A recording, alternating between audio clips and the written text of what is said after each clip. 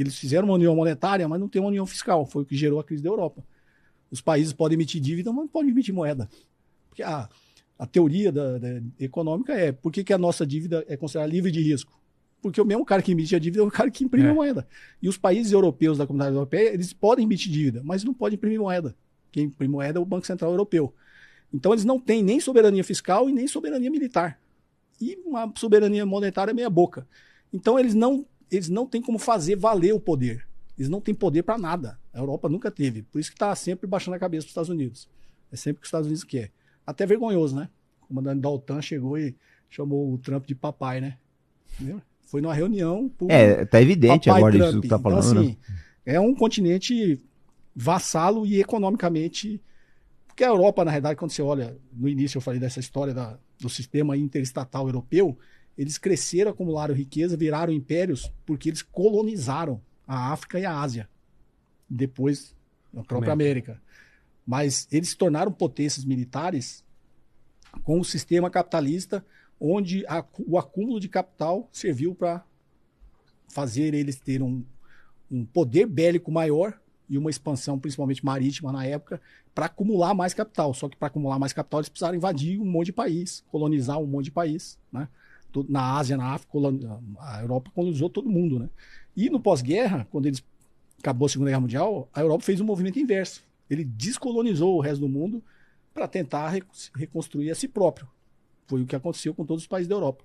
Não à toa, o discurso foi do Marco Rubio, na Conferência de Segurança de Munique. Qual que foi o discurso dele? Não coincidentemente, ele falou: não podemos ter vergonha da colonização.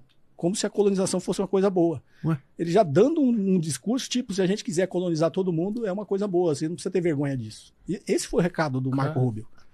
Então, porque eles sabem que a Europa, do jeito que está, primeiro, ele não tem como fazer o mesmo movimento que ele fez no século XI. A Europa fez esse movimento no século XI, colonizou, se expandiu seus territórios para ter mais súdito, mais terra, mais tributo, conseguir saquear recursos naturais de outros territórios de outros países para conseguir virar uma potência. A Europa não tem mais como fazer isso porque ele não tem potência militar para fazer isso. Se ele não tem potência militar para fazer isso, de onde ele vai extrair essa riqueza? Ele não tem como fazer isso. Então, eles vivem baixando a cabeça do que os Estados Unidos quer. Então, assim, a Europa no cenário geopolítico é meio que uma... Na minha opinião, tá? Se eu estiver errado, você me fala. Eu acho que é uma carta fora do baralho. E a Rússia sabe disso. E eles ficam com a russofobia, né, de a Rússia, porque eles precisam do inimigo para tentar convencer o povo europeu que eles precisam fazer mais investimentos militares. Mas eu acho eles estão na toleira, né? É isso mesmo que você colocou, estão na toleira. Não tem... E assim, um problema muito sério que a gente vê na Europa é assim, a questão da energia, né? Eles abandonaram, a boa parte dos países abandonou a energia nuclear, isso está gerando consequências nefastas agora.